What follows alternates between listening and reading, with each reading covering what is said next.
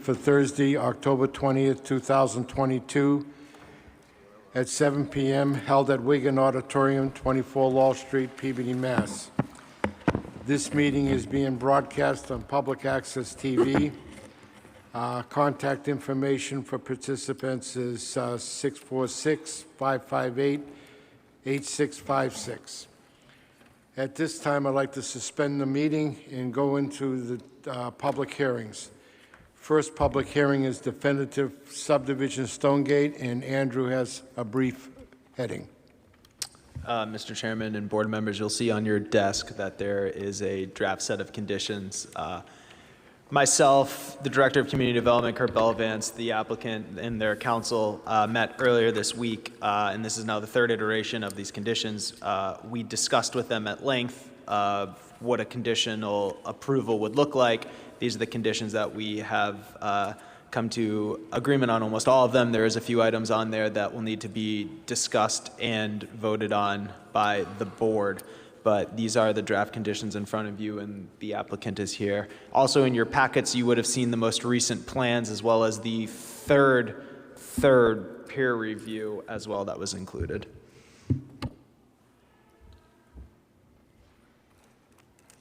Mr.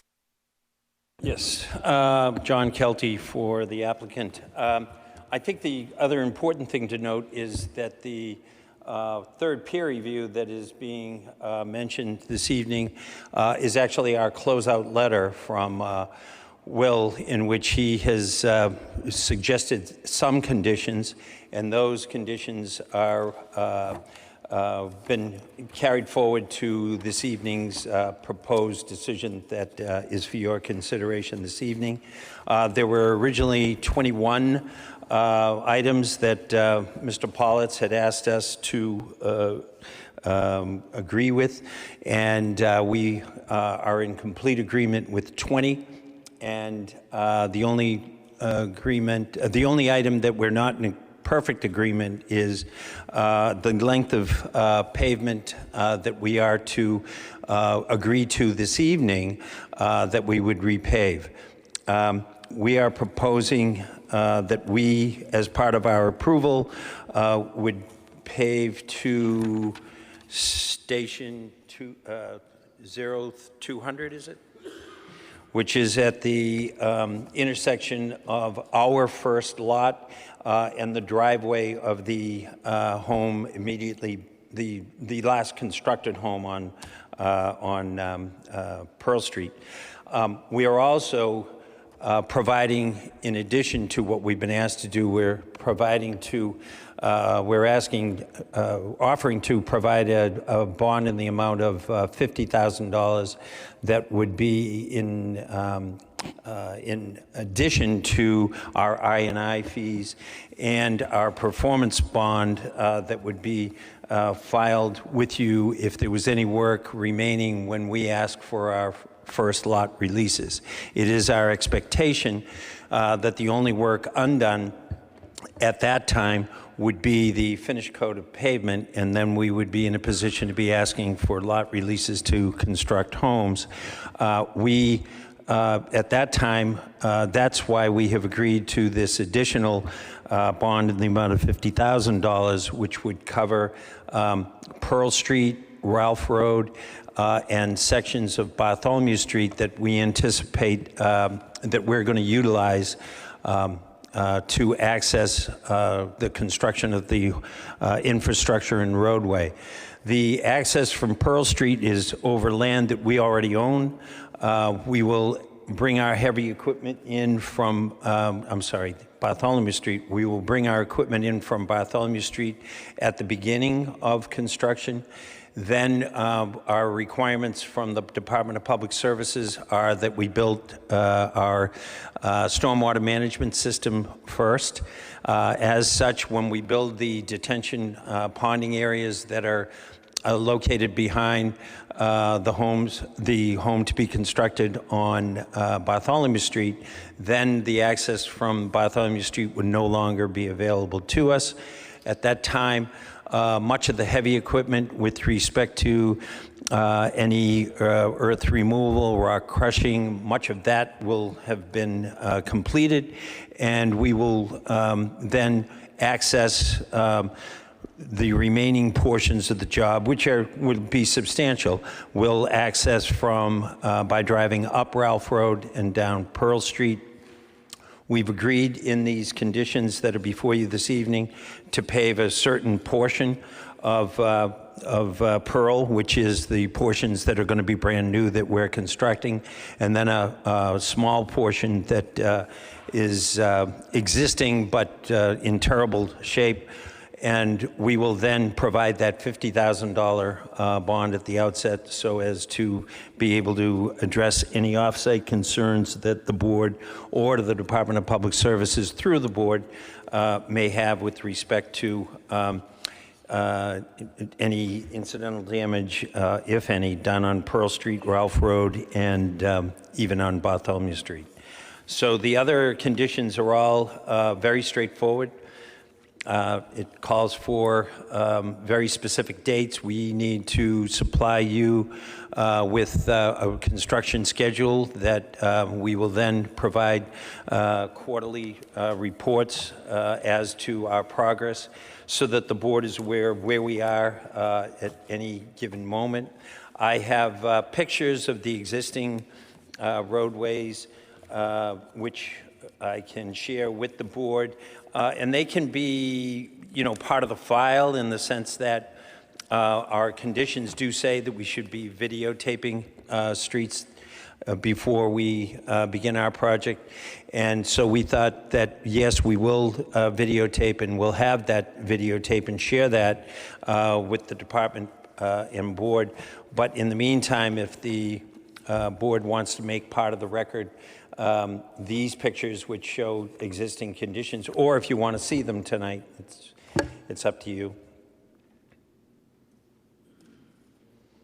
I would move to receive those photographs and enter them into the record officially. They're the same, multiple copies.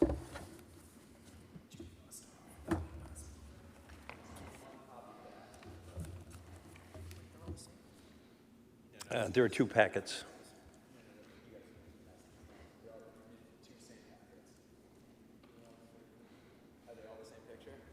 No, there are 2 packets. There's 2 pictures. There's only 2 pictures.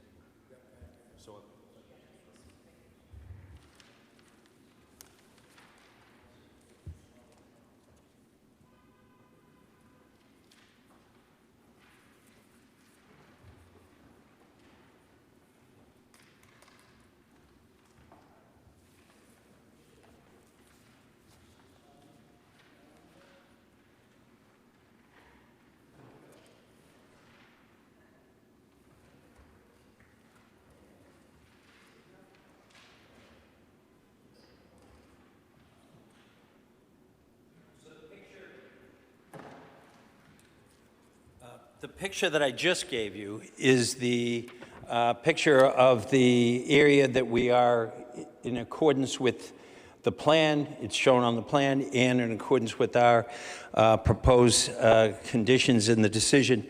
This is an area that we are all in agreement that we are to repave. The first picture that went down this way is a camera angle from the corner of Ralph Road looking down in this same direction, and that depicts a section that is in slightly better shape, but still has that same, I know this was all done, this patchwork was done by Boston Gas. So we've tried to give you just a sense of why there's a little bit of differentiation between what we've immediately agreed to pave and what we would have covered by our bond.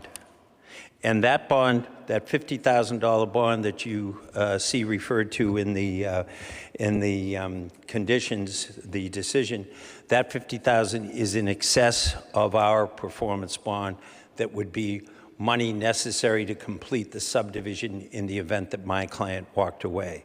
I'm confident that that amount of money will probably be limited to probably finish coat. So that's why this $50,000 is being offered.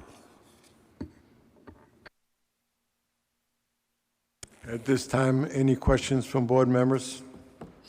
Take a motion to accept the pictures. Through the chair.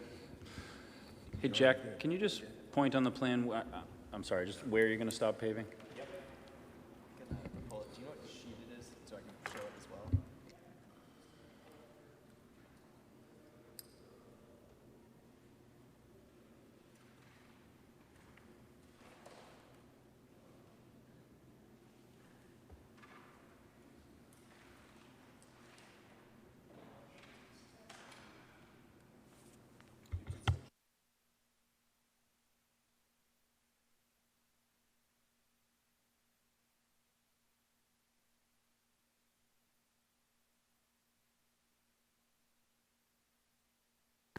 So sheet 4 of 17. That's the plan and profile of Pearl Street.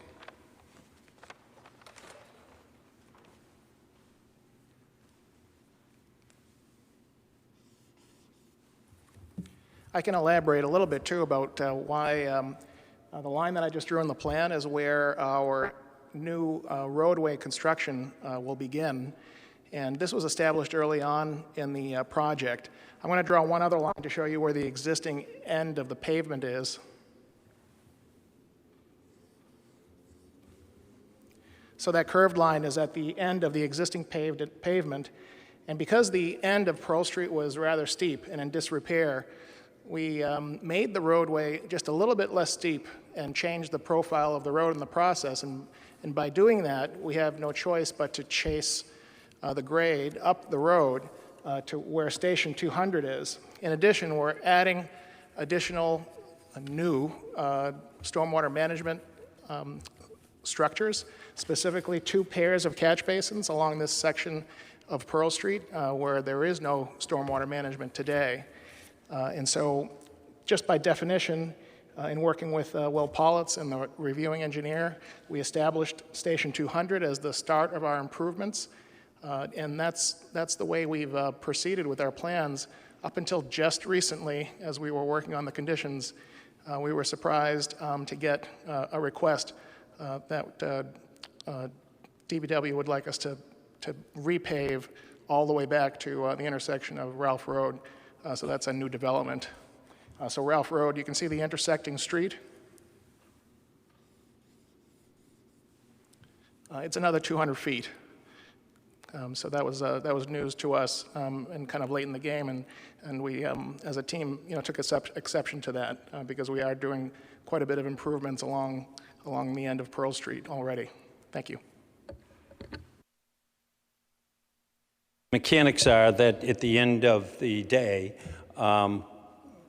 we've agreed to pave to that point, and this section, the section from where we've agreed 0200, where we've agreed to pave to, that would be covered by our $50,000 bond. So there would be money in the event that there is damage done to it. There's going to be money set aside available right from the outset to address those issues. And moreover, the language of your proposed decision, that language provides that you can also look at damage on Ralph Road and out on Bartholomew Street. So we feel that we've adequately provided securities for the city in accordance with the intent, the intent of our conditions that were proposed. Any other questions from the board? Well, really just a comment, just following up. I mean, just to make sure, I don't know the exact location of I suppose it's Mr. Zambello's property and his driveway. And it seems you're lining up that line of pavement with the lot line across the street. I guess that would be Francese property. So it looks like you're lining up the edge of pavement, it looks like, with parcel ID 106004. There's a heavy bold line, like straight across from what you drew, directly down. Right, so it seems like you're roughly lining it up with there. I guess I'm just sort of saying, I want to make sure, like, as it relates to the neighbor across the street, that you're not like, making your pavement line like in the middle of their driveway, just something that looks, completely unattractive. You could just be mindful of, a nice aesthetic break for that person's house, whatever. That's a very good comment. The reason why it extended a little bit beyond that property line that you noticed is that we brought it to that gentleman across the street, right to the edge of the driveway, so that we weren't going to screw up like exactly what you just said. Thank you. Well, thank you. Appreciate it. Any other questions for the board? If I may. Attorney Kelly, just to put some folks at rest, your heavy equipment, your heavy equipment will be in one time and then exit one time. It won't be roaming the streets, correct? Dozers, trucks, all trucks might come and go, but your heavy equipment, your rock crushing stuff, once it's in, it's going to stay there till the project is complete. Oh, yeah. And then it will be removed. Secondly, could you touch on the pre-blast survey just to put people's minds at rest? First and foremost, we agreed to all the conditions of pre-blast survey requirements as demanded by the fire department, and which is also in accordance with state regulation. But what we've added in these particular conditions is that we would, if there are people that want to be individually noticed, either through their council or in concert with their ward councilor, we'll work with the ward councilor and the board and community development to provide notice to anybody who wants to be placed on a list. We'll give them individual and direct notice. And anybody that the ward councilor has asked us to provide direct, we're happy to do that. And otherwise, it would be in accordance with the regulations of blasting as proffered by the fire department. Thank you. And lastly, just as a point of order for the record, the draft memo of conditions has a typo in the date. I'm sure it should be October 19th. It reads November 19th. So we'll we will call it October 19th. Thank you. Thank you. Just some points of clarification as well, Mr. Ford brought up. We did have a meeting. I provided a memo to the board of that meeting with many city departments as well as the ward councilors were present at that meeting as well. We had discussed with Captain Richards construction routes, and it was agreed upon that construction trucks would not be utilizing the full length of Bartholomew, rather coming through Linfield Street off of Route 1 and the highways over there, then traversing along that course. And the applicant has agreed, and we've been in discussions with them as well to work with Captain Richards on construction trucks and things like that. And as Jack had mentioned, Will Politz from Department of Public Services had asked that they start the drainage basins that are listed or that are located along Bartholomew first, so that drainage will be able to drain somewhere, which actually matches up with the phased construction plan that the applicant has to, I believe, enter for a short period of time off of Bartholomew Street before they close that entrance and begin work just strictly from Ralph and Pearl. The items, though, as I had mentioned before, the Community Development Department had met with the applicant. We had discussed many of these items. The two items on the list, though, that we felt necessary for the board to decide and discuss and vote on themselves would be if the applicant is to pave up to the intersection, as well as rather a separate off-site bond if it is agreeable to the board that a $50,000 line item be added to the surety bond in the case of off-site damages. So those are the two main items that would be for the board's discussion this evening, along with the overall conditions and anything else that the board may have to ask.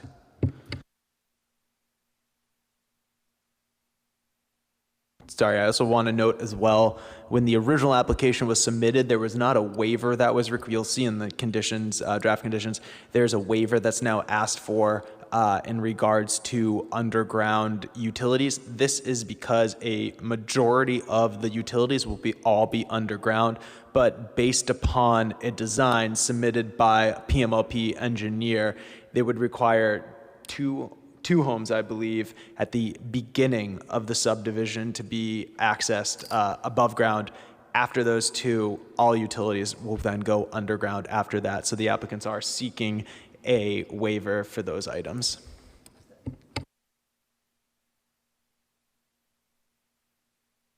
Any other questions from the board? Through the chair, if I could just make a comment regarding the waiver.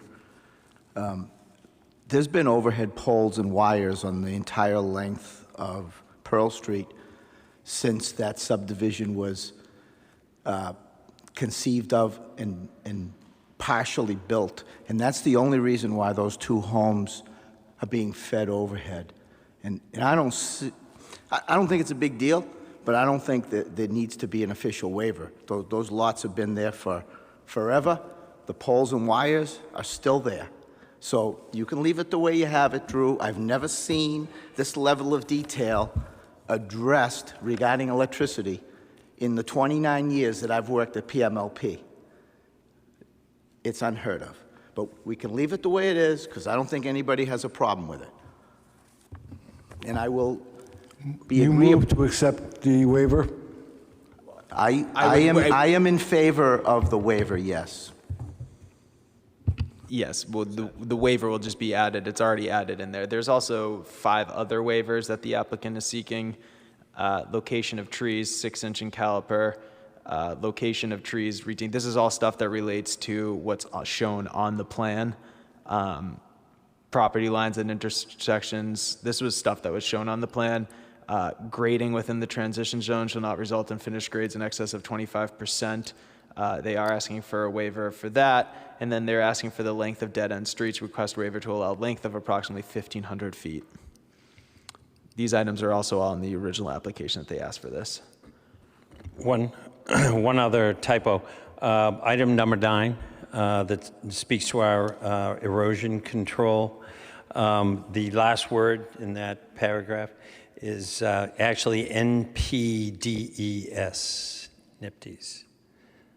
That's what we're needing to provide our erosion control in accordance with NPDES requirement, NPDES. Attorney Kelty, what was the number of that line item again, please? Condition number 9.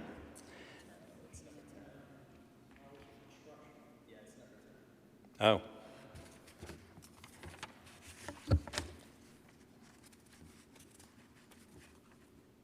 Just because Yes, it is. Oh, and you already fixed it. I'm sorry. I was looking at an older draft.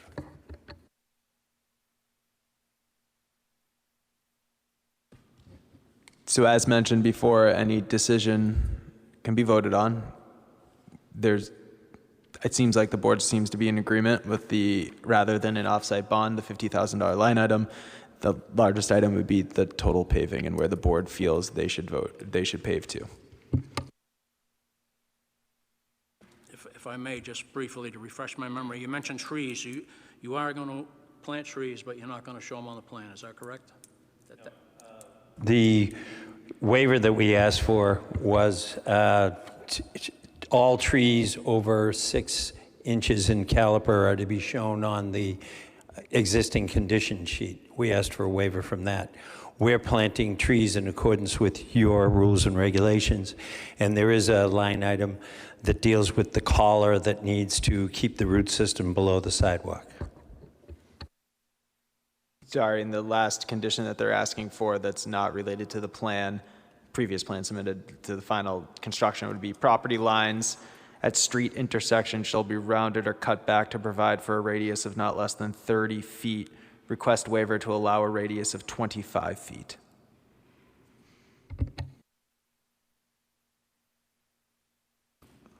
These waivers that I'm listing off right now are not. I could foresee, though, that the board just agree to waive or to be agreeable to all waivers requested.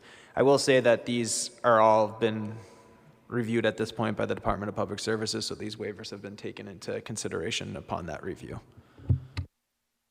This time, I would accept a motion to accept all waivers.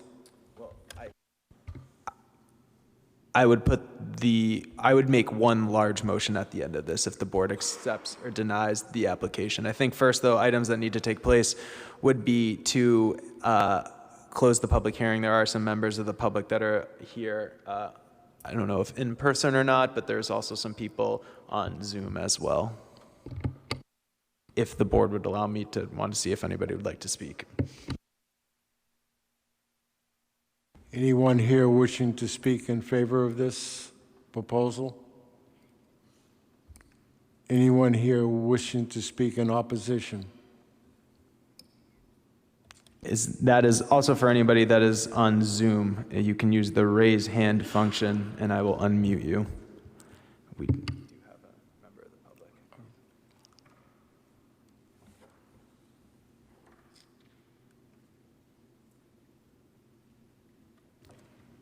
Hi, Maria. Can you hear us? Yes, I can hear you. Can you hear me? Can. Okay, my name's Maria Torrance. I live at 12 Pearl Street. The reason I'm saying something is I do have a question. You can correct me if I'm wrong. The way I understand it is you're paving up to number 7 and 10 Pearl. And my concern is that you should be actually paving up to Excuse me, number dear. 16. We're having a little difficulty hearing you. Could you speak a little louder, please? Sure. I don't know how much you heard, so I'll just say it all over again. The way I understand it is he's paving up to number 7 and 10 Pearl. My concern is he should be paving up to number 16. When he built number 16, they did damage to the road, and now it's all crumbly. I used to be able to walk up the hill up to where the newer houses are, walk around there. I can no longer do that because of the damage that was caused when number 16 Pearl was built. So I would like to see it paved up to 16, please. Thank you.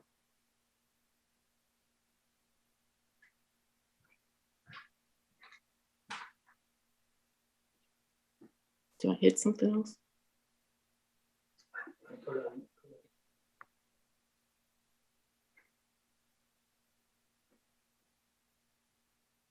I can't hear them now. Did you hang that up? Because I can't hear him. Turn the TV on. Maria, they're just going through it right now, but Attorney Kelty is looking for some clarification. Okay, thank you.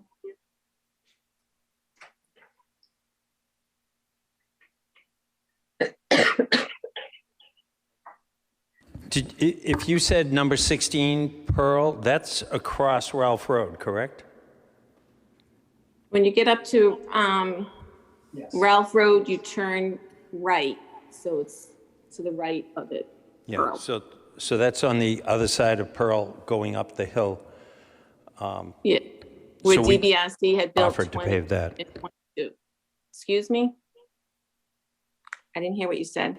I just said that that's going up the hill, coming up Ralph, taking a right on the other side of Pearl Street, and we have not offered to pave that side at all.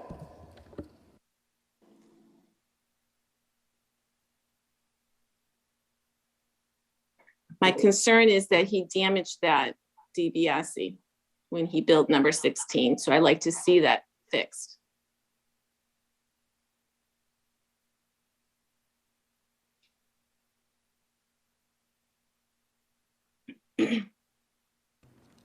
Maria, that technically is not part of this subdivision plan that is in front of the board right now. So in regards to requiring that, that would be outside the scope of what this plan entails.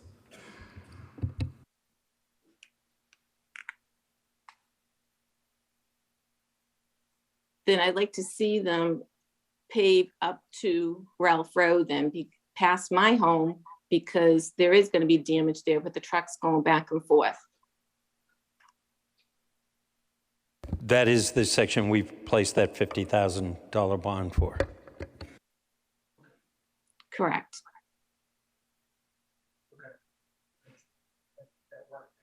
Just to clarify, Maria, they are going to pave to that section that was mentioned this evening, but there is a line item within their bond that they have to place, the surety bond, of $50,000 for any roadway damages, off-site damages that occur during construction. So they're going to videotape the roadway.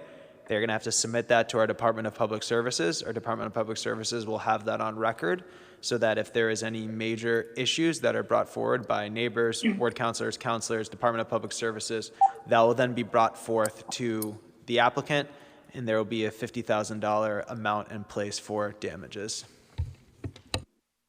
Okay, thank you.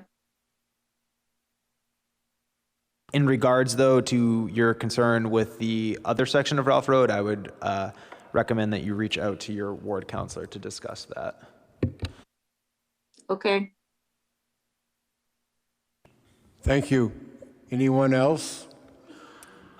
If there is anybody else on Zoom that would like to speak, you can also utilize the raise hand function.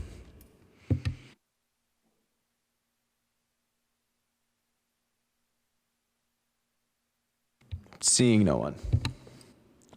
Mr. Chairman, I would move to close the public hearing on Stonegate. Second. Favor? Aye. Unanimous. Time I'd accept the motion. Yes, the last item is that the board needs to come to decision on if they are requiring the applicant to pave to the intersection or if they're allowing them to pave to the amount that they have stated they will pave to. The road is in pretty disrepair up there.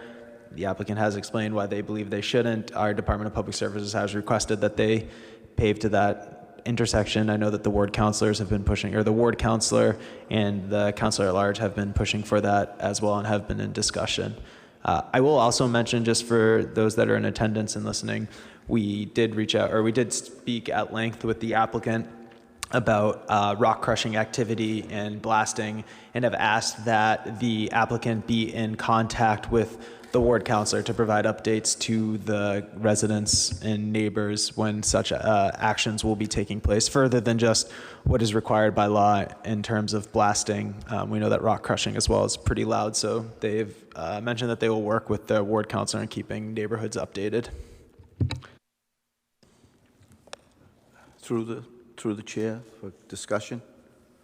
I don't have any problems with the proposal as made, that they pave to Station 2+00 and that they carry a $50,000 bond for roadway damage. I am in agreement with that also.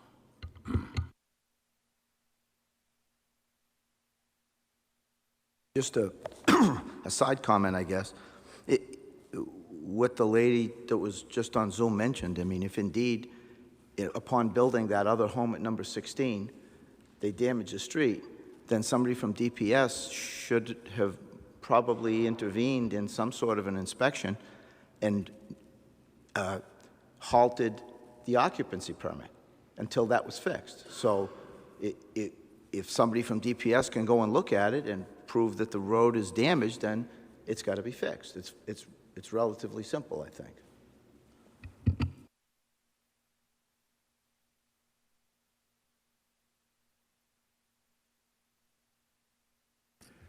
Any other questions from the board? Just one more thing. There was some discussion about the naming of the street. And if indeed it stays named as Alvin Way, then there's a very minor typo in the conditions on the first, under number 1. It's spelled A-L-V-I-N, and on the drawings it's A-L-V-A-N, which I believe the drawings are correctly depicting that. But I did hear something about an alternating of every other street. There's supposed to be one named by the developer, and then the next street that comes up is supposed to be to a killed in action vet. So I don't know where that exactly resides.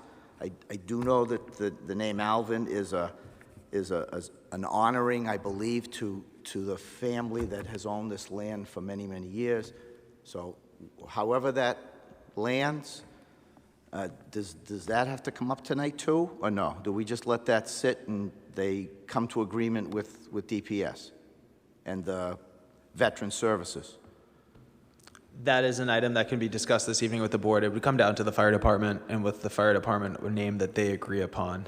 So the board would have the right at this evening to require that this applicant name it after a veteran. I believe Councilor Turco, in the one of the previous submissions of this plan, had submitted a veteran's name. Forgive me, I forget the first name, but it is Campbell. Is the last name.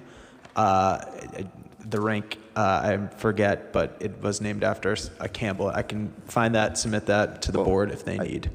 I believe what I heard was that the last street in a subdivision that was named was Tanner's Ridge Road, which is up off of Birch Street. So if indeed the premise is set that that clearly isn't the name of a veteran, then it seems as though this one would be for the alternation between veteran and so.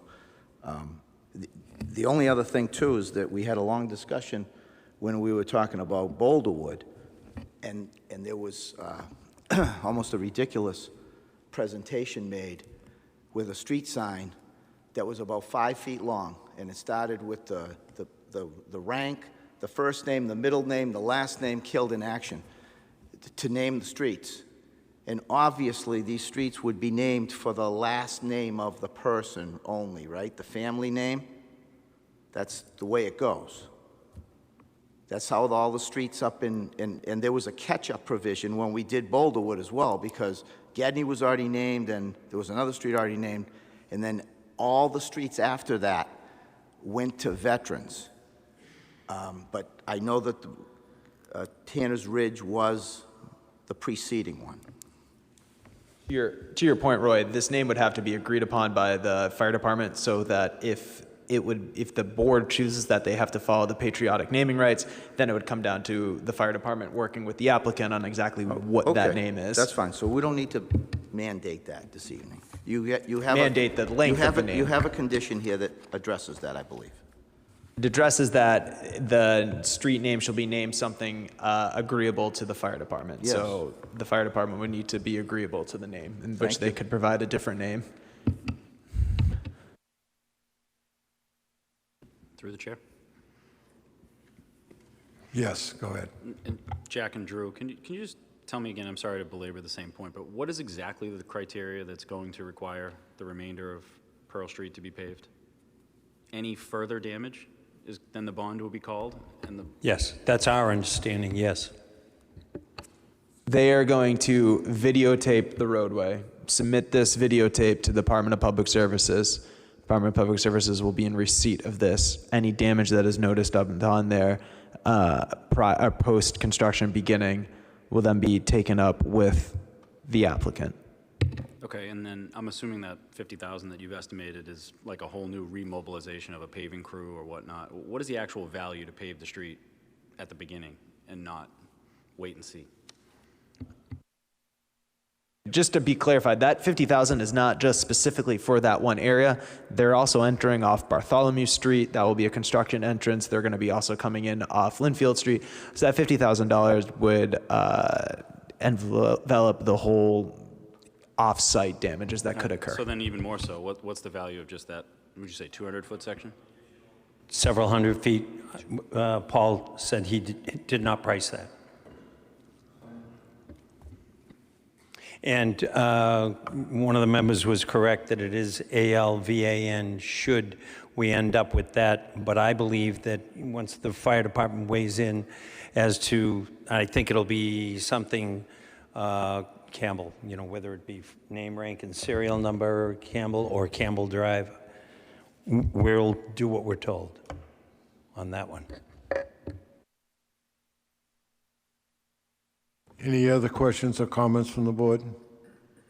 Just for housekeeping, I would say that whoever makes this motion, John, I think most people are pointing at you on this one, but I would say to read the motion as written out, reading the conditions so that we're clear, if the board feels that necessary. But I would also just make sure to add in that the board grants all waivers requested as well as just a ender as to these as well.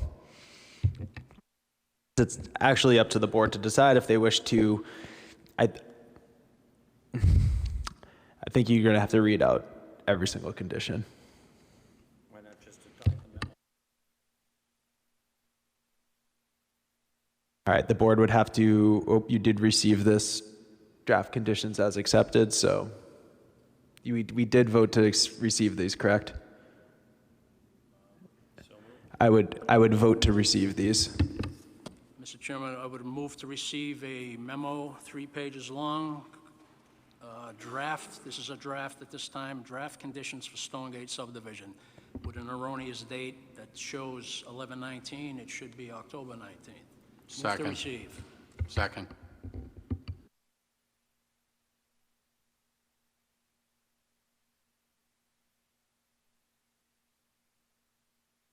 Okay, this time I'll accept the motion. My turn. Mr. Chairman, I would move to vote for a conditional approval for Stonegate subdivision. The conditions being outlined in a 3-page memo dated November 19th should be October 19th. Further, I would further allow the granting of 5 waivers requested by the petitioner. Was 5?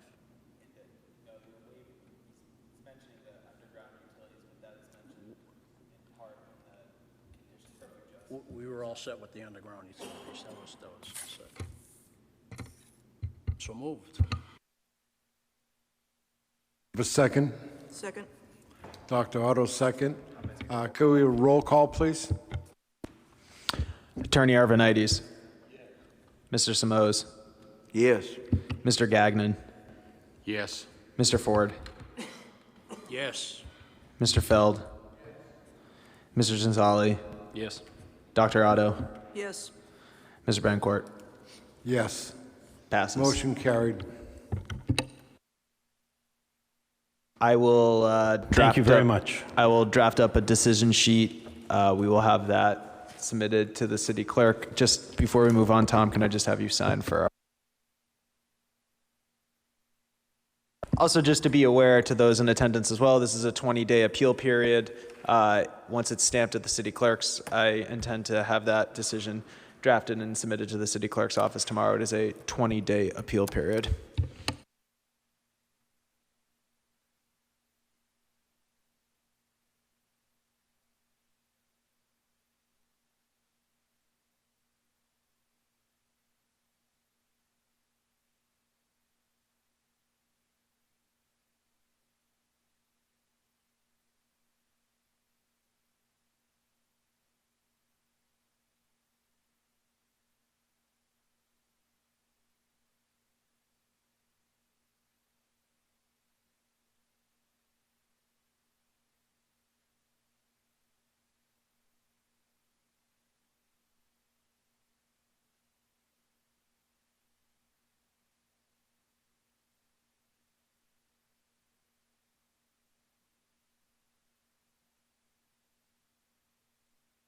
Next item on the agenda is definitive subdivision Westwood Ave, which was moved of the last meeting to November 3rd. Next request for a public hearing is zoning amendment request parking requirements. Notice is hereby given. The Planning Board of the City of Peabody will conduct a public hearing on Thursday evening, October 20th, 2022, around 7 p.m. at the Wigan Auditorium, Peabody City Hall, to consider amending the zoning ordinance of the City of Peabody as follows. Section 1, by amending Section 2, definitions, adding the definition for multiple retail service complex as follows. A multiple retail service complex shall be defined as a large group of retail service establishments, including but not limited to a large and small retail operation, restaurants excluding drive-thrus, and service establishments sited on single parcel land immediately adjoining parcels obtaining a minimum total of 10 acres of land originally planned and built as a single development with imminent adjoining off-street parking spaces and multiple means of access. Section 2, by adding to Section 4.2.5, use business, the following use as a matter of right in the BR Regional Business District, multiple retail service complex. By amending Section 9, parking of 9.2 schedule of parking regulations by adding the following parking requirements for a multiple retail service complex is a minimum requirement of 1 parking space for each 280 square foot or gross leasable area, and the maximum requirement of parking space for 225 square feet of gross leasable area, and commitment stating that parking should be calculated for whole retail service complex and without reference to multiple use contained therein. Section 3, all ordinance or parts of ordinance inconsistent herewith will be repealed. Section 4, this ordinance shall take place in effect as provided by law. The proponent will now speak. Just really quickly, Mr. Chairman, on your tables this evening, you'll see that there's a presentation handed out. It would have been right underneath the draft conditions. This was submitted by Attorney Ankleys, the proponent. Attorney Ankleys had called me and discussed this request over the phone. I was quickly lost with the amount of numbers in hearing it, so I asked Attorney Ankleys if he could provide the presentation written out so that it might be easier to follow along. If there's members of the public that would wish to have a copy as well, I can probably go make a copy and get that. We have extra copies if you need one.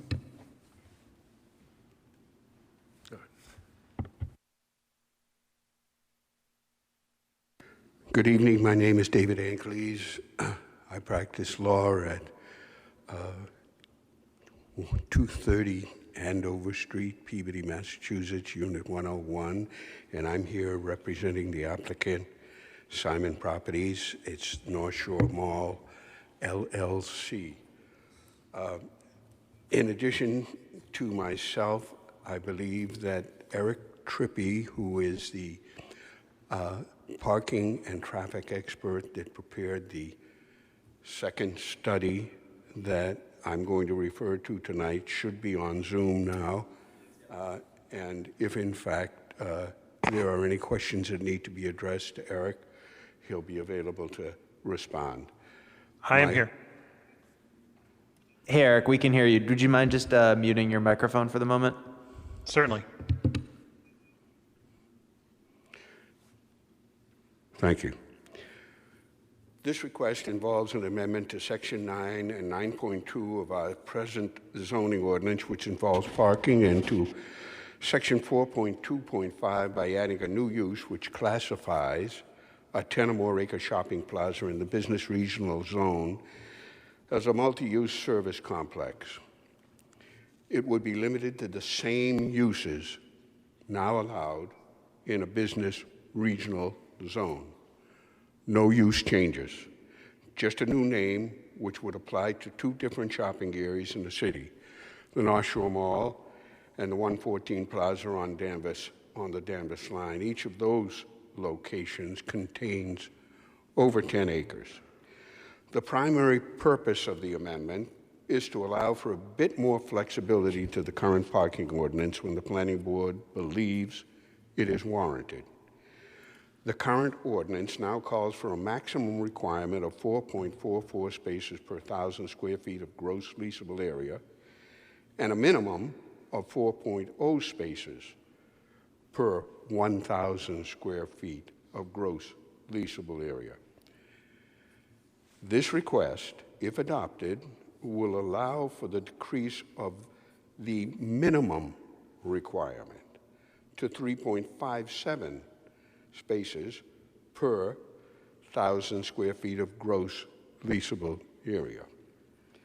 The determination of the number of spaces needed would occur, as it does now, during the plan review process or site plan review process as now required by the ordinance.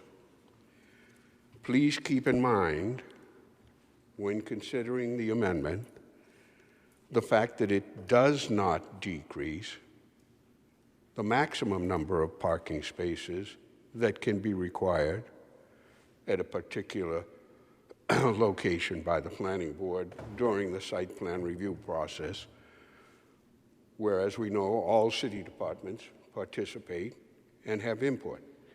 It does not mandate that the minimum ratio be used. In support of the requested amendment, I have submitted 2 parking studies to the board. The first study is pre-pandemic and was completed in December of 2017, just prior to Christmas, on Wednesday the 13th and Saturday the 16th. At that time, there were 6,947 parking spaces available at the shopping center. That does not include the adjacent medical center lots, southwest and west of the mall, which include the Leahy Medical Center.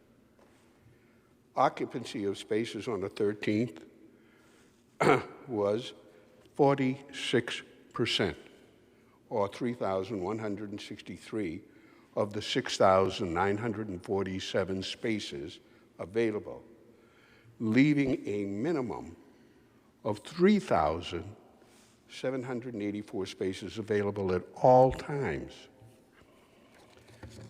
On Saturday the 16th, 63% of the spaces were occupied, with 2,576 spaces available at all times.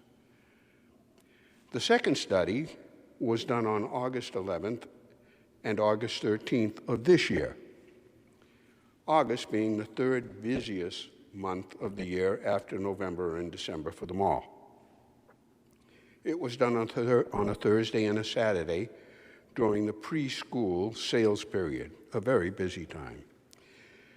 Spaces available at that time were 6,232, excluding, again, the medical spaces, and in addition, the 302 spaces now dedicated to Massport. On Thursday, 40% of the spaces were occupied. On Saturday, 38% were occupied. We project that December parking demand is going to be increased by 43%. That increase figure is 3,540 spaces. That would leave 2,692 spaces available. A large number. What about the future, you might say? Once renovations are completed, it's expected that the mall will have 1,610,297 square feet of gross leasable area. That is a 9% increase over what is now being occupied, and does not include the second floor of the old Newbury's building, which may or may not be leased. If you can remember Newbury's, you're almost as old as I am. Pre-Christmas parking demand, once renovations are completed, based on the studies, are 3,859 spaces occupied. That leaves 2,373 spaces available, or 38% of the total. 3,859 spaces occupied translates to a ratio of 2.4 spaces per 1,000 square feet of gross leasable area. I think that these studies clearly illustrate that the requested amendment, which provides for a minimum of 3.57 spaces per 1,000 square feet of gross leasable area, is very realistic. that amendment will work. And it will provide the city the flexibility it needs to properly regulate parking. When appropriate, it allows for both the reduction of the minimum requirement while keeping the maximum requirement in place. Theoretically, the planning board could keep things totally the way they are now. But if in fact it does see, as I have illustrated, that 38% of the spaces available are unoccupied, it's clear that there is room to decrease the minimum and give the mall and the board the flexibility it needs to continue moving forward with a revitalized and vibrant mall to serve the city of Peabody. I hope you agree, and I understand that I've thrown a lot of numbers at you. I tried very hard to simplify things by printing out this presentation and showing the numbers as we found them. I hope you agree that we can move forward with this amendment and allow them all the flexibility, and the board the flexibility it needs to deal with the practicalities of internet shopping and the change in the way people do their retail business. Thank you. I'd be happy to answer any questions you have, and I'm sure Eric is still on, and he'll be happy to answer any questions you have. With me here tonight also is Mark Whiting, our manager at the mall, and if any questions need to be addressed or answered by him, I'm sure he'll be happy to answer them. Thank you. Any questions from the board?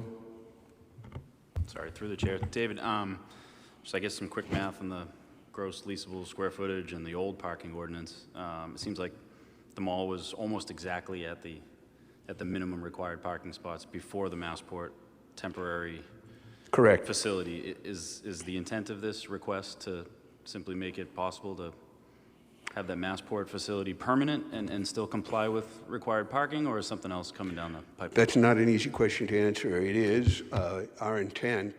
We're continuing to negotiate with Massport.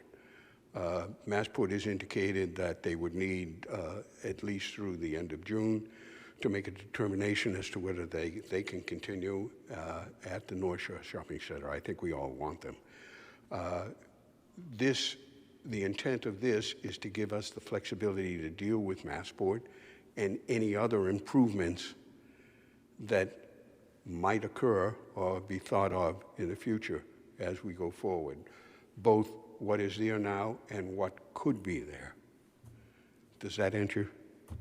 Yeah, I think it does, and I mean, if it is simply to kind of, provide that flexibility to negotiate with Massport, because it is just slightly, I think, below what Massport currently is using now, then I'd certainly support, that effort anyway. So it's not a negative comment, but I'm just wondering if that was the Oh, the that's intent. most certainly one of the driving elements. Okay. Thank you. Most certainly. Any other questions from the board? I have one. Roy? Yes, thank you. So it was probably about 10 or 11 months ago, I believe, that you were here representing the North Shore Mall for Massport. That was a one-year deal. Somebody plan on coming to this board and the city council to extend that to June 2023? What happened with regard to that, I was asked to do that, and I ran that by our building inspector, and I ran it by the Yes, Al Tallarico, the building department. Al indicated to me that what had happened was that the council, and I ran it by the council, granted a special permit without that condition. In other words, I had asked for, at one point in time during that process, a temporary permit. When they granted the special permit, there was no such condition in it. I then asked the building inspector, Mr. Tallarico, what his call was on it, because I was ready to come before the council again and ask for the extension.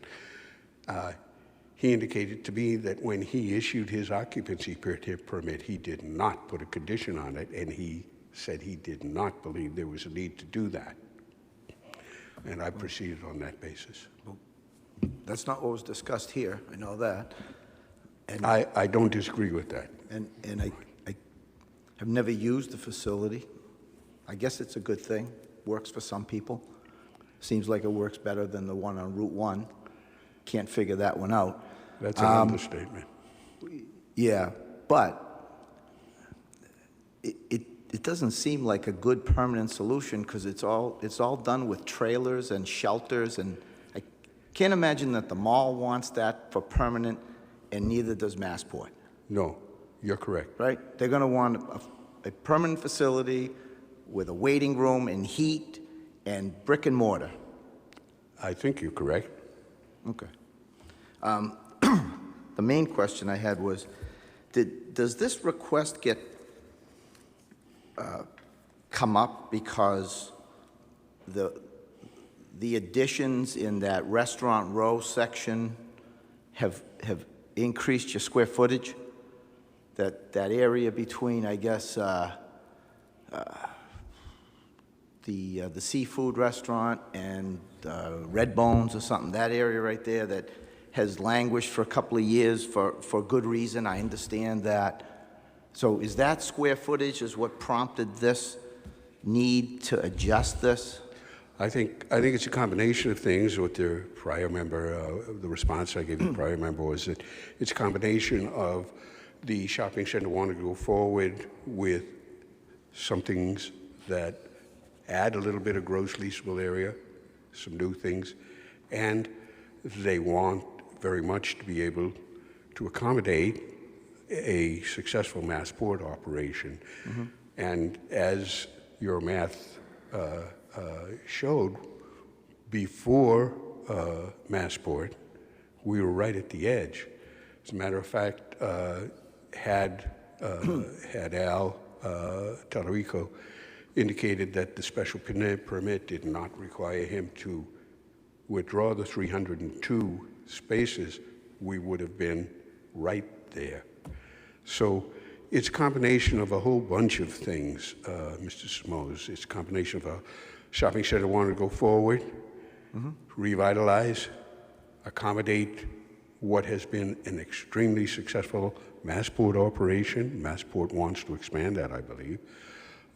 And the center wanting to accommodate some new and vibrant retail uses. Mm-hmm. Yep.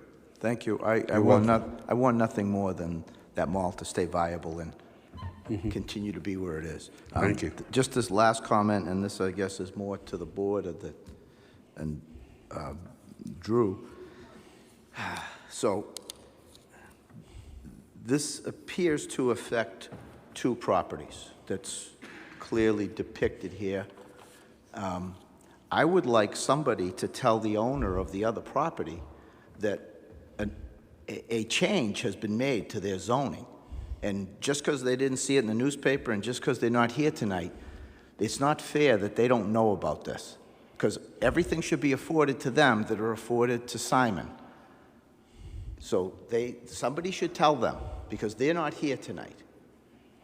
And if Mr. Simoes, so it's spot may I address zoning that? if it's just one place, and it's... Yeah. 2 to 3 weeks ago, I was in negotiations with Chase Properties that owns the Trader Joe's shopping plaza on Route 114. I was able to indicate to the leasing agent that the zoning amendment was coming forward, and there was a very brief discussion, and she said, will it help us? And I said, yes. Okay. Thank you. Any other questions from the board? At this time, anyone in the audience would wish to speak in favor of this zoning change? Anyone wish to speak in opposition to this change? Hearing none, this time I'll accept the amendment. I just ask a question first. Attorney Ankles, you had mentioned that this, well, you had discussed that this is quite possibly in regards to Massport becoming permanent at the mall. This does open up a host of opportunities now for future development and other aspects at the mall as well.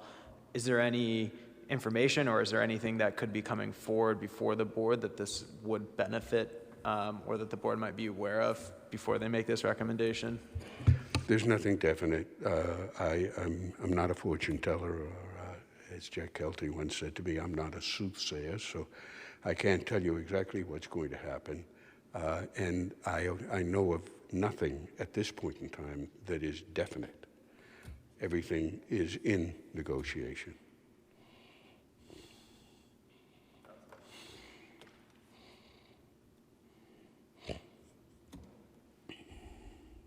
No more questions at this time. I'll accept an amendment.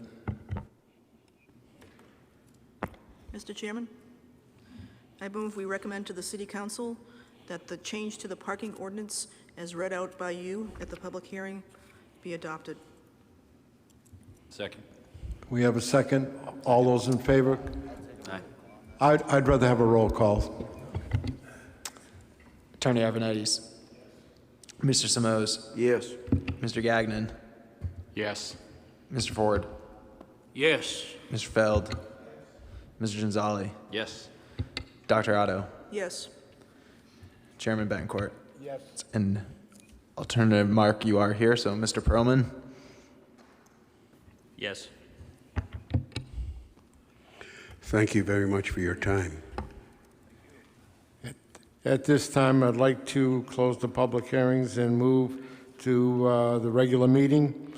First item on the agenda is the minutes of the meeting of September 1st and 15th. And Dr. Otto has a request on those amendments. Thank you, Mr. Chairman. A very minor correction, some missing words, I think, in the minutes of September 1st. Down near the bottom of the page, motion by Dr. Otto. What's missing here is to grant said request. So I just penciled in, continue the public hearing and grant said request. Thank you. This time, your motion is to accept with,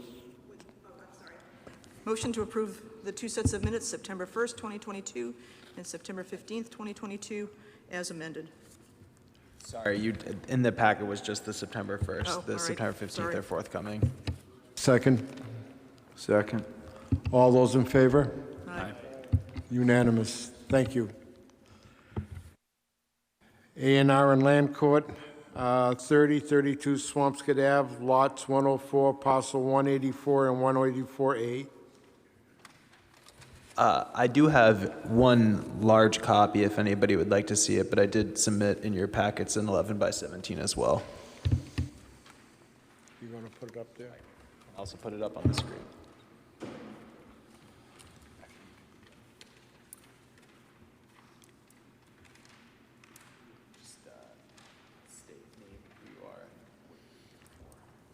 Hi, my name's Rich Girolamo, and I live at 8 Dustin Street. Could you move the mic up? Sure. So, Rich Girolamo, 8 Dustin Street, Peabody. What I'm looking to do is just adjust the lot lines between the two properties that I also own. I want to move the lot line from 32 towards number 30 to give a little bit more land to number 32. Swampscott Ave. Did you find it?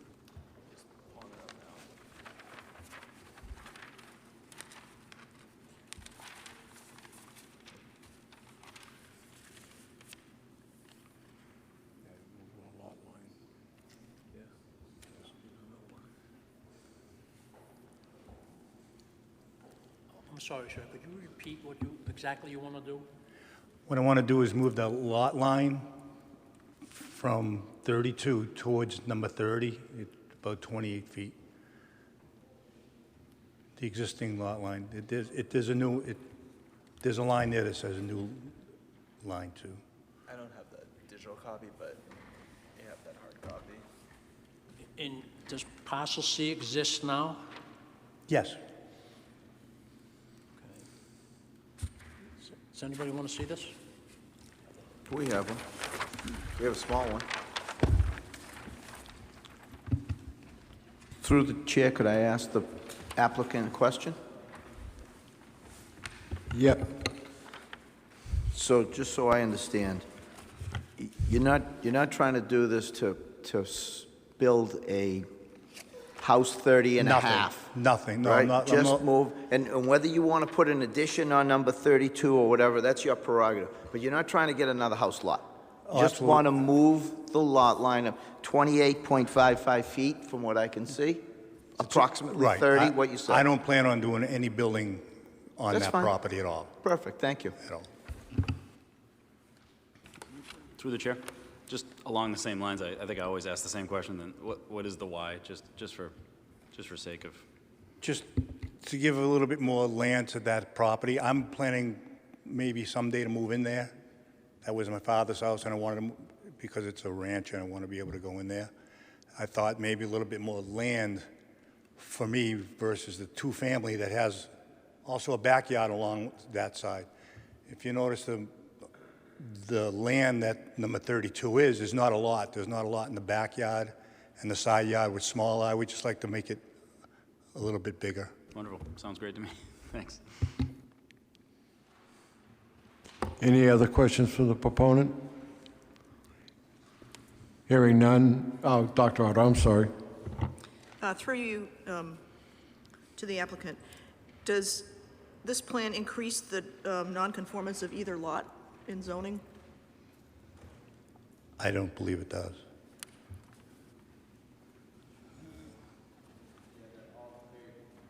All lots there are non-conforming already, so it's not increasing or changing.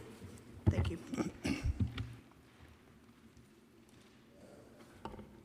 Roy? I don't see it, Judy. It's like 38-foot side yard after the move. And I don't think there's anything in any zoning more than 20-foot side yard, so I don't see that as being an issue.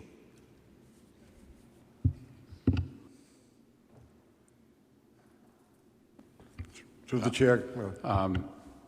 Mr. Chairman, because it's not pre-existing non-conforming and you're going from a non-conforming lot to a non-conforming lot, does the Board of Appeals have to be involved in that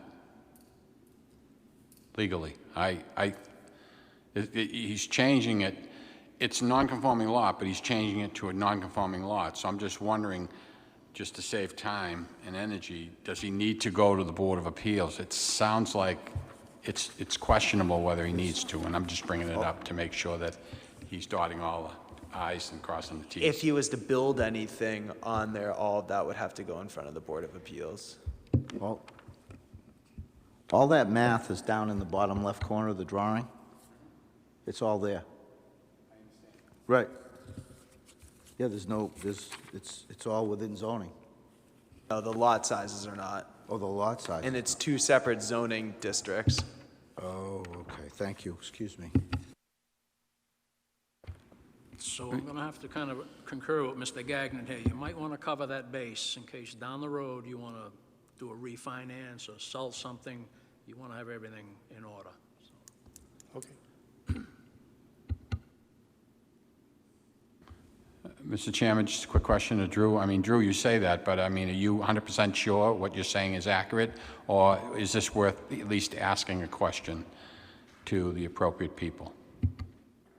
I think it would come down to what the building department, the building inspector would make this determination or not. I think the planning board has all the right to agree conditionally or endorse this plan, but that it may not be recorded until the building inspector signs off on the Mylar as well, but it would be my understanding that there would be no building permit issued until a variance would be received. Well, I don't think he's going to build. I think to eliminate a potential problem down the road, at least ask the question if you have to go to the ZBA, all right? Okay. Just to the applicant through the chair. I would recommend that you ask the building inspector that we not deal with this plan tonight, because depending on the results of any conversation you have with the building inspector, you may be going to ZBA. The plan may look different when it finally comes back to us. So I would put the horse before the cart rather than the other way around, and I'd speak with the building inspector first. Okay. And see what he says. And just to comfort your mind, I don't think anybody here has a problem with what you're trying to do, so. Yeah, no, that's fine. All right. So I would request, I can't tell you what to do. Why don't you request to put this on the next agenda? All right. I request to put this on the next agenda.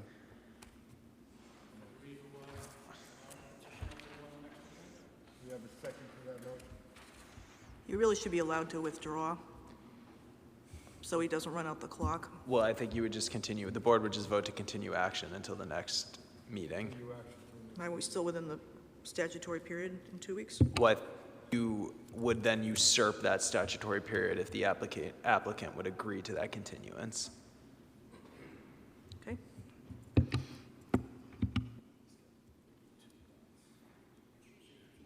All right, thank you. Need a second on that continuance. That continuance? Second. All those in favor? Aye. Unanimous. Thank you. Thank you. Next item on the agenda is 190R Newbury Street, map 35, lot 038A.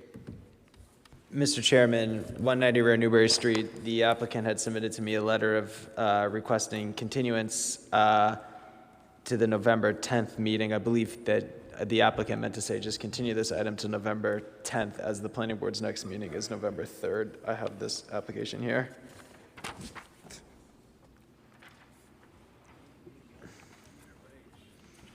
Mr. Chairman, I would move to receive a letter from Attorney Jack Kelty regarding 190 Newbury Street, requesting an extension of time until the November 10th meeting of the board. Sorry, that's a typo. It should state that it's continue action to November 10th. The next planning board meeting is November 3rd. I stand corrected. This matter to be continued until November 10th, and the meeting of the 3rd will fall before that. Move to receive and grant said extension. Second. Dr. Otto. Dr. Otto? Mm-hmm. All those in favor? Aye. Unanimous. Next item on the agenda is 55 Pulaski Street, map 53, lot 029. John Kelty for the applicant. That matter is in peer review. You do have a memo tonight responding to a very, very minimal traffic report that was provided in the Eastern Land Survey initial filing. Since that filing, we have done a traffic report of much more significance that is in the queue to be reviewed. I'm asking for continuance on this matter to complete our peer reviews. And I would ask that be till November 10th as well. There's no letter. He's asking in person. Who has the letter? He's asking in person, no letter. There is no. Move to grant said extension of the time in regards to 55 Pulaski Street. Second.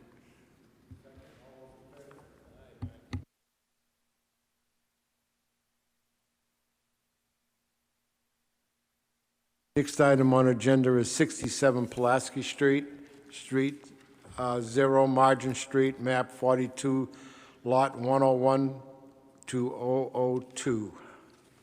Mr. Chairman, just before this begins, we did receive a final memo from the Department of Public Services yesterday afternoon. I have that memo here. It was submitted digitally to everybody as well, but I do have hard copies here as well if the board wishes to accept this.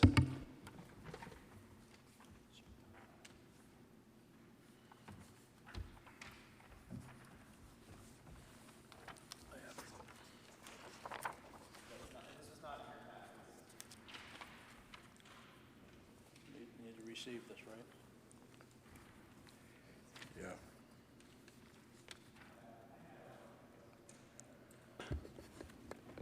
John Kelty for the applicant Pioneer Schools, and we are happy to say this evening that we do have this closeout memorandum dated October 20th from the Department of Public Services. In his memorandum, Mr. Langley indicates where we were kind of in the last number of issues, which were which were raised by our peer reviewers. We have agreed to comply with each request of all the peer reviewers. The Bob Langley's memo is actually very specific in terms of listing them. For instance, under Horsley and Witten, he has provided comments and responses on 3 line items, which were the last 3 that were outstanding. And what I indicated to Mr. Langley is that each of these that says the applicant shall, we're actually modifying our plans so as to incorporate and show all of these changes. He has indicated where we stand with environmental review, with traffic peer review, Ty and Bond in the sewer system review, and Weston and Sampson with the water service system evaluation. That in particular, there was a suggestion that out in the street, I believe it's in Pulaski, not Margin, that out in Pulaski, we had shown a 6-inch line. They've asked that we provide an 8-inch line. We're going to do that. We're modifying our plans to show that. And so we have complied with the requests of all of the peer reviewers. And we would, also, I would point out that we did obtain approval from the Conservation Commission at their last meeting, again, based on the finalization of our peer reviews. With respect to our traffic, there are a number of issues. We've addressed everything that any of our peer reviewers have asked us to. We've supplied all that information. We've actually had meetings at the Construction Review Committee with Scott Richards, Captain Richards, and Sergeant Harkins. In that respect, we've decided that some of the actual nitty-gritty of how this traffic will work on the campus is likely to be, we're going to invite the police, the safety patrol people to our site on when we open. And we're going to work out kind of minor details, and that might even include school drop-off times and things like that. We want to be coordinated, which we are now. We are not on the same schedule as Bishop Fenwick or as the public school systems. So as such, our buses will be slightly off. When we talk about the morning and the afternoon school traffic, it spans a significant period of time. However, we've tried to fit into a niche that looks to be open. However, in reality, when you're on the streets, there's no openings in that traffic. So we've timed everything appropriately. The safety officers are concerned about when we actually open. how many of our staff will be out there working with the people that are arriving to drop off their children. And we've decided that we would do that on a period of throughout about a week or 10-day period, so that on a daily basis we can see how things adjust and how we might better on the property move our student body and their parents through the system. And the police were, it was actually suggested by Sergeant Harkins that be the way in which we do it, because even when they open the Peabody schools, there quite often is adjustments that are made on the site when you actually see how it operates. So we've incorporated all those recommendations into our plans, and we're firmly of the opinion that we are in a position to ask for an approval this evening. Procedural point, Mr. Chairman, I move to receive a memo from Robert Langley, Director of Engineering, dated October 20th in regards to 67 Pulaski Street. Move to receive. Have a second? Second. Dr. Ott, all those in favor? Aye. Unanimous. Any questions further to the board? Through the chair. Sorry. Jack, at the end of the response to the traffic study, when it speaks about the follow-up study and any corrective measures that are required, I was just wondering, you know, the last sentence where it says that a police detail shall be assigned to the driveway on Water Street at the school exit driveway during school drop-off and pickup periods until the site distance restrictions are corrected or alternative egress movements are instituted. To me, that implies that there's already a known distance restriction issue, site distance restriction. Can you just speak to that? And why Yes, why can't it be I addressed believe now? that site distance issue is shrubbery overhang, so that when you're on that Water Street side and you're looking down toward the Danvers Port, there's the right on the corner, there's a little park I area. just don't, why does it have to be a wait and see? Why not? If we know there's a site distance I think issue. it's till we gain control of being able to go in there and cut them. Yeah. So, But as They're part not of, ours. part of the plan to just not have it be a site distance issue and have it resolved prior to the 6 months of accidents or whatever else occur as a result, why can't it just be part of the project once you take possession of the site? I guess I'm just wondering why we're preparing to correct a known issue. We'd be happy to address that site distance issue, you know, upon our purchase. Thank you. through, yeah, as Mr. Ginzali just mentioned, when I read this, I thought it was kind of weird the way it was written, but then I read it again. And it seems as though the police detail only gets triggered if subparagraph 1 or 2 or 3 manifest themselves. Is that right? Right, so there's no police I agree, required. But it almost, and then I said, you know, reading it, it goes on to imply that they know that there's a site distance issue, so I'm just saying, Okay. as Jack said, why not resolve it now? Thank you. Yeah. Yep. Any other questions from the board? Just one more quick thing. I think I know the answer to this, but I'm not sure. It's just a little odd. It's with regards to the sewer, the I&I fee of cap of $101,000.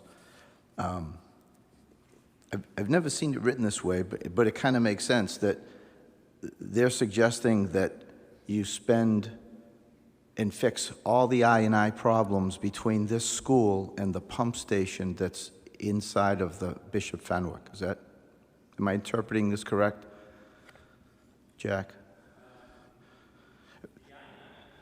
The I&I fee is infiltration. It has been applied to all site plans, all... No, I get that. I'm just Right. saying that I've never seen it, and it makes sense that you... Well, I think in you this fix- instance, we've identified a problem that I&I money would be Right, used but- directly for, rather than in the general fund. Right, but I also believe I read in a previous document that the pump station does not need to be upgraded. Okay, so none of this money, I&I, is being used to upgrade the pump station, which wouldn't be right, because that's not I&I, that's making the pump station be able to pump the requisite amount of water. That's been determined to be adequate. That's correct. Okay, thank you. Okay. Any other questions from the board? Mr. Chairman, I just have a couple questions. Jack, you might be able to answer this, or maybe the applicants themselves. Dr. Otto had brought up at a previous meeting the idea of outdoor recreation and outdoor recreation space. Mr. Penzola had brought up that there was a thought to potentially look at the roof for space. Is that something that's still being investigated? Yes.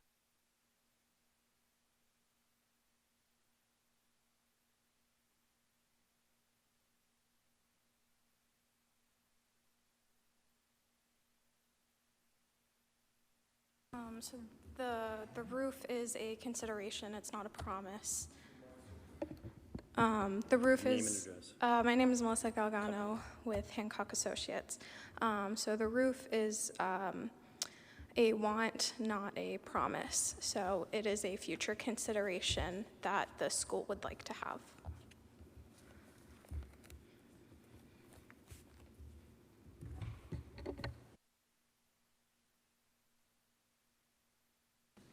Any other questions from the board? At this time, I'd accept the motion.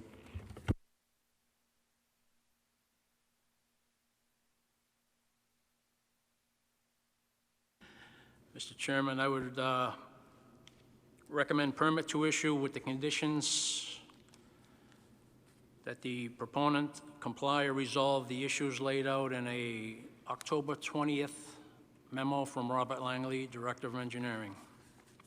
So moved. We have a second? Second.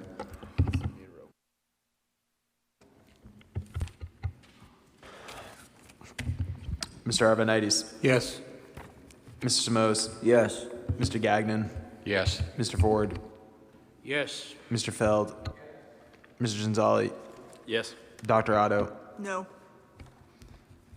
Chairman Betancourt. Yes. Passes. Motion carried. Thank you, board members. Next item on the agenda is request for bond release. Mr. Chairman, this is a request that was submitted by Mr. Sheridan. I believe he is here this evening. In your application, you'll see that there was an email submitted by Mr. Sheridan along with a letter. This is a request that's been before the board before. Last time they were before the board had voted, I believe actually a year ago, probably this time, the board voted not to release this request. Again, Mr. Sheridan is here to present on this, as well as Attorney Kelty, so I'll let him further explain. But just confirm everybody has the letter and such in their packets. Is this the one that's addressed to Mr. Caruso?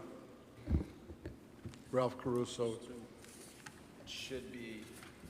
There should be an email, and then you got a letter as well.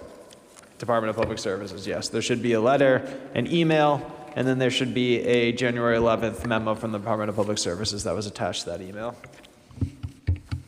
Right, but you mentioned Mr. Sheridan, but it's this Caruso. This is the letter we're talking about, right? The 13-lot subdivision. Yes, that's an attachment to Jim Sheridan's letter.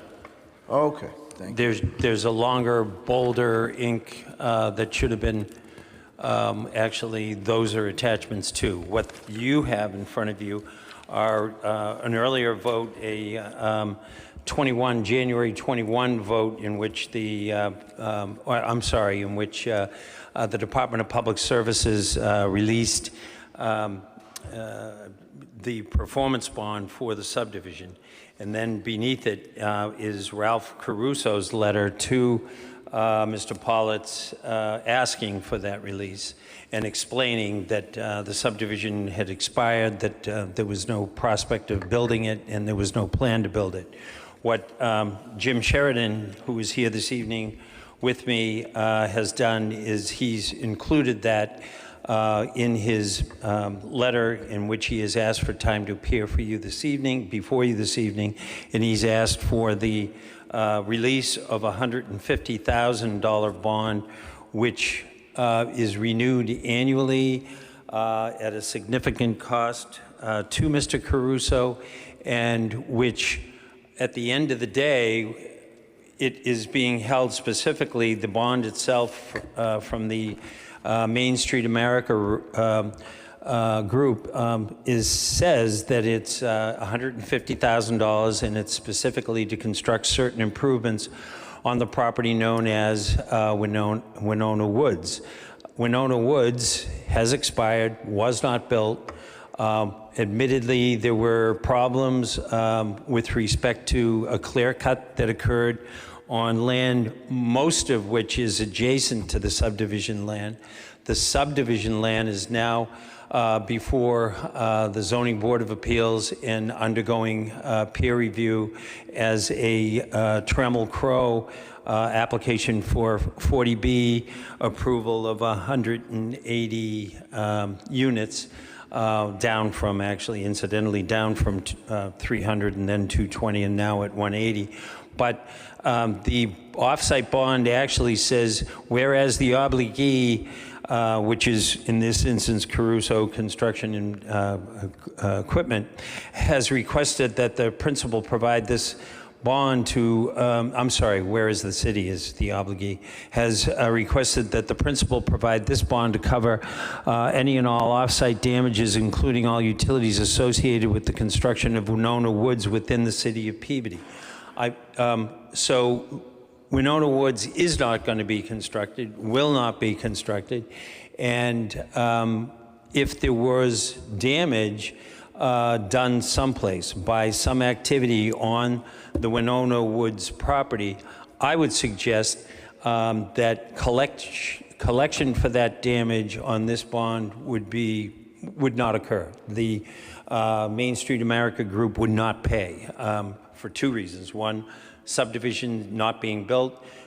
Secondly, the damage which may or may not occur would not be in association for the subdivision for which this bond was created. I think that the planning board felt in the past, well, it gives us an additional assurance. There's some money there in case we get flooding. Since the rather horrific floods of some, got to be 7 years ago now,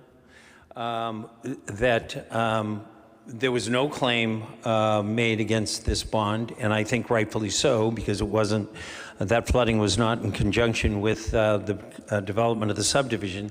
But moreover, the Carusos have created two, maybe three detention ponding areas on that site, which during all this time, Stevie Caruso and the company, Steve lives in West Peabody and is very familiar, and he has been maintaining these so that the neighbors don't sustain any damages. And that offer and that continued maintenance will continue until such time as we gain approval and begin construction for the Trammell Crow project, which then will replace these detention ponds that are on the adjacent property, actually not even the subdivision property. They will construct their roadway, their parking, and some small amount of their detention on that subdivision property, and the other two ponding areas are within the purview of Trammell Crow to fill in, provided their stormwater drainage is all constructed to accept water from the adjacent lands. So I believe sincerely that the offsite bond sits costing Caruso money which is for nothing. There is no value to this, I think, to the city of Peabody, because there is no legal way for the city of Peabody to collect.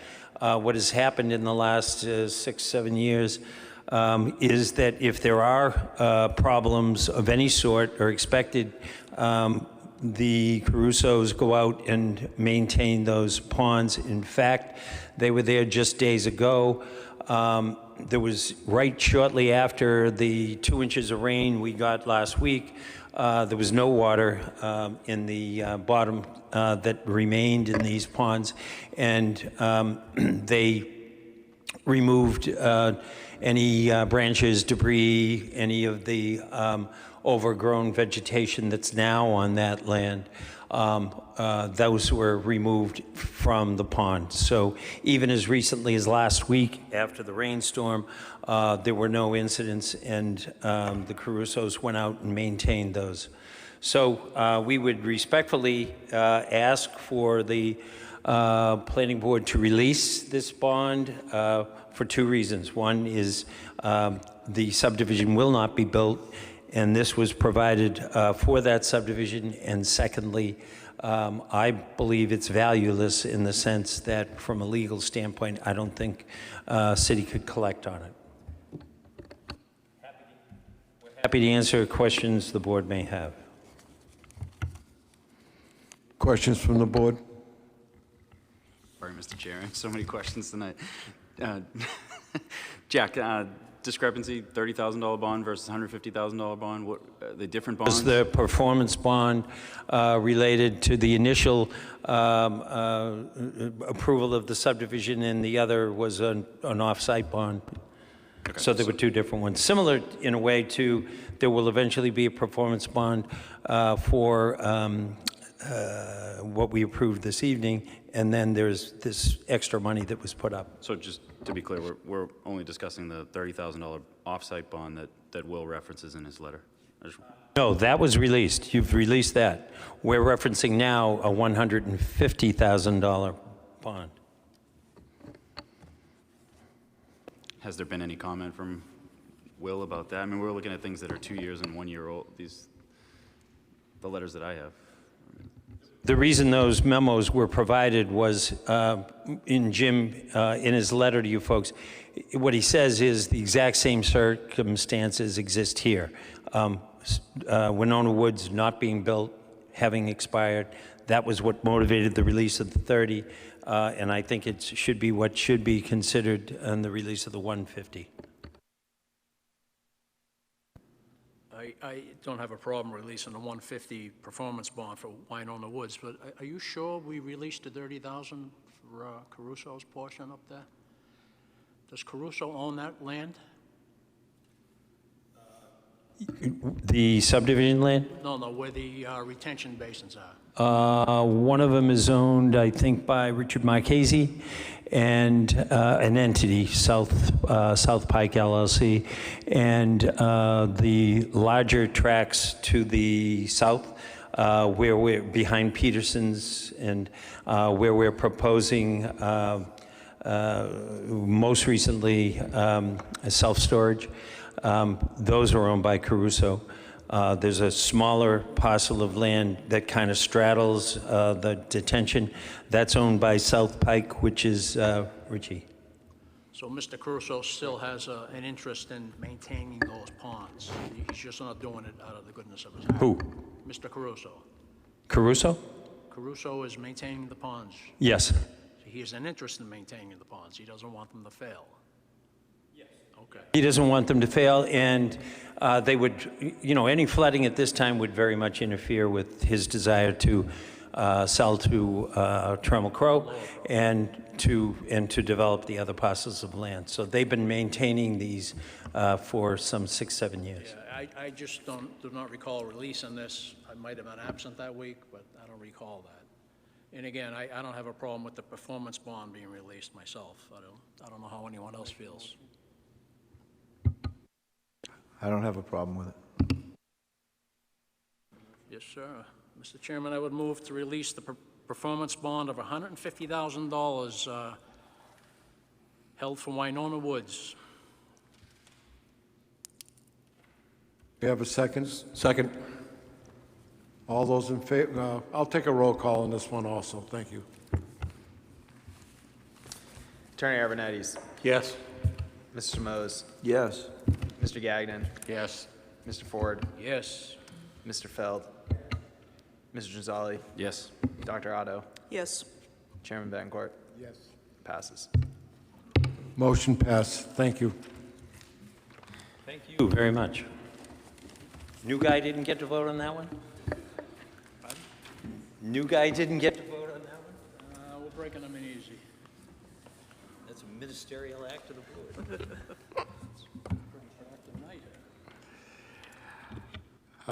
Item G, City Council decisions. Any questions on that?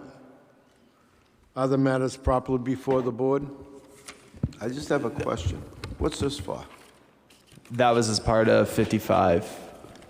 No, yes, that's part of 55 Pulaski. 55 or 67? 55, the water main. Okay. Just in other matters properly before the board, a couple items. I'd like to welcome the newest member of the planning board, Mr. Perlman, to this board. We are now full strength with one alternate, which should hopefully help with attendance issues that may arise. Also, on top of that, your requests have been answered, and there is a new secretary for the planning board, Michelle. She met many of the members this evening. She'll be at the next planning board meeting. I'm helping transition her to this new role, so I will still be attending every single meeting and probably assisting with a lot of this, but we are gonna bring her on for the next meeting, and she'll start putting together all your packets, meeting minutes, and keeping track of everything for everybody. So welcome, Mark, and Michelle will be here for the next meeting. This time I'll accept a motion. Mr. Chairman, move to adjourn. We have a second. Yes. Second. All those in favor? Aye. Unanimous. Thank you.